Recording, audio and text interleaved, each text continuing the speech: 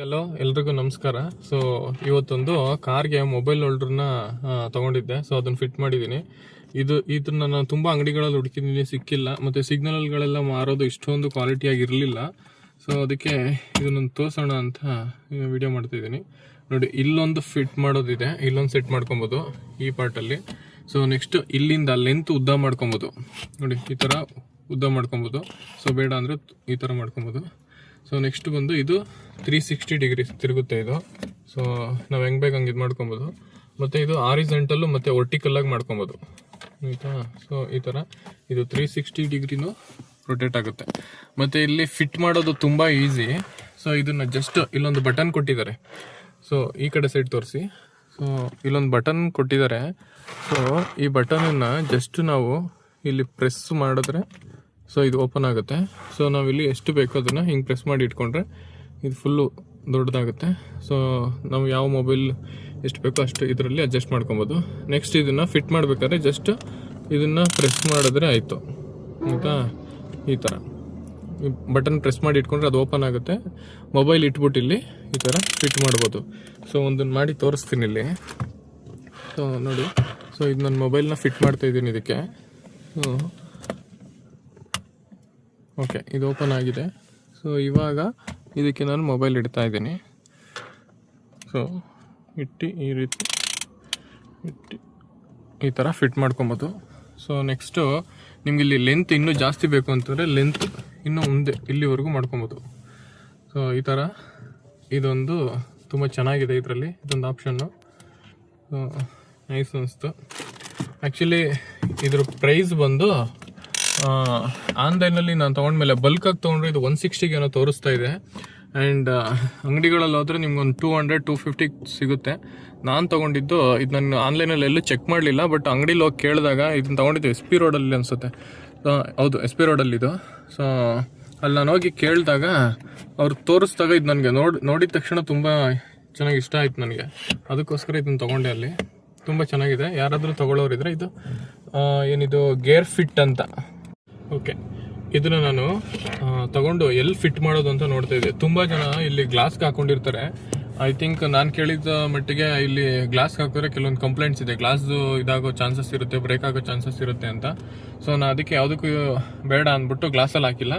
So ಅದಕ್ಕೆ ಏನು ಮಾಡಿದೆ, ನಾನು ಇಲ್ಲಿ ಇನ್ಫೋಟೈನ್ಮೆಂಟ್ ಸಿಸ್ಟಮು ಮತ್ತು ನಮ್ಮ ಏನು ಓಡೋಮೀಟ್ರ್ ಇದೆಯಲ್ವಾ, ಸೊ ಇದೆರಡು ಮಧ್ಯೆ ಒಂದಿಷ್ಟು ಸ್ಪೇಸ್ ಇದೆ. ಸೊ ಈ ಸ್ಪೇಸನ್ನು ಇಲ್ಲಿ ನೋಡಿಕೊಂಡು ನಾನು ಫಸ್ಟು ಇಲ್ಲಿ ಹಾಕಿದ್ದೀನಿ. ಮತ್ತು ನಾನು ಈ ಸೈಡು ಹಾಕೊಬೋದು. ಸೊ ನೀವು ಇಲ್ಲೂ ಹಾಕೊಬೋದು ಆ್ಯಂಡ್ ಇನ್ನೂ ತುಂಬ ಹಿಂದೆನೂ ಹಾಕ್ಬೋದು. ಹಿಂದೆ ಹಾಕೊಂಡ್ರೆ ಏನಾಗುತ್ತೆ ಅಂತಂದರೆ ಇಲ್ಲಿ ಮೊಬೈಲ್ನ ನಾವು ವರ್ಟಿಕಲಾಗಿ ಇಟ್ಕೊಳ್ಳೋವಾಗ ತಿರ್ಸಿದಾಗ ತುಂಬ ಕಷ್ಟ ಆಗುತ್ತೆ.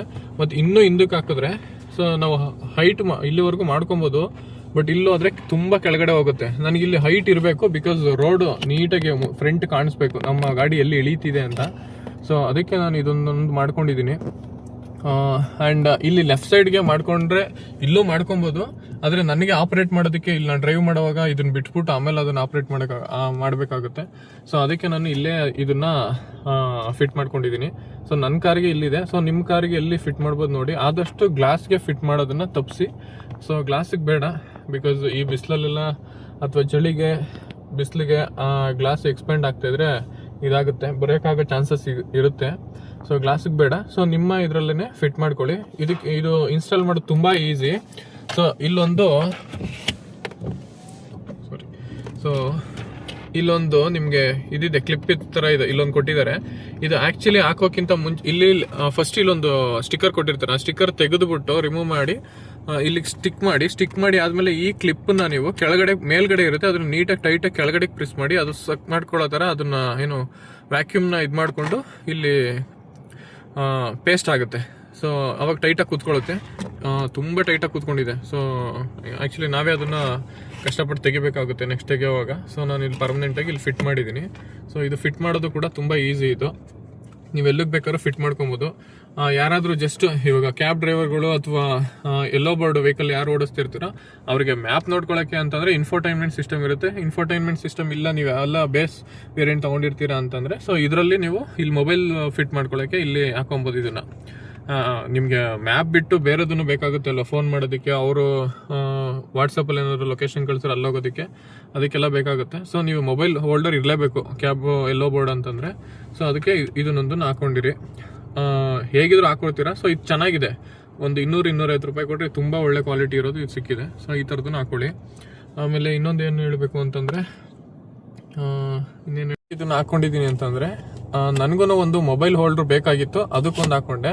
ಆ್ಯಂಡ್ ಎಸ್ಪೆಷಲಿ ಯೂಟ್ಯೂಬ್ಗೆ ಅಥವಾ ಇನ್ಸ್ಟಾಗ್ರಾಮ್ಗೆ ವಿಡಿಯೋ ಹಾಕೋಣ ಅಥವಾ ಏನಾದರೂ ಇನ್ಫಾರ್ಮೇಟಿವ್ ಆಗಿ ಹಾಕೋಣ ಅನ್ನೋ ರೀಸನ್ಗೆ ನಾನು ಇದೊಂದನ್ನು ತಗೊಂಡಿರೋದು. ಸೊ ನಾನು ಎಲ್ಲಾದರೂ ಡ್ರೈವ್ ಮಾಡೋವಾಗ, ನಮ್ಗೆ ಟೈಮ್ ಸಿಗೋದೇ ಆವಾಗ, ಸೊ ಆದಷ್ಟು ಡ್ರೈವ್ ಮಾಡೋವಾಗ ಇಲ್ಲಿ ಹಾಕ್ಬಿಟ್ಟು ವಿಡಿಯೋ ಆನ್ ಮಾಡಿ ಬಿಟ್ಬಿಟ್ಟು ಹಾಕೊಂಡೋದ್ರೆ ಒಂದು ಕ್ಯಾಮ್ರಾ ಥರನೂ ಇರುತ್ತೆ. ಆ್ಯಂಡ್ ನಾವು ಮಾತಾಡ್ಕೊಂಡೋದ್ರೆ ಸೊ ಅದು ಒಂದು ಬ್ಲ್ಯಾಕ್ ಥರನೂ ಆಗುತ್ತೆ. ಸೊ ಅದಕ್ಕೆ ನಾನು ವಿಡಿಯೋಗೋಸ್ಕರ ಅಂತ ಹಾಕ್ಕೊಂಡಿದ್ದೀನಿ. ಸೊ ಇದಿಷ್ಟು ಇದ್ರ ಬಗ್ಗೆ.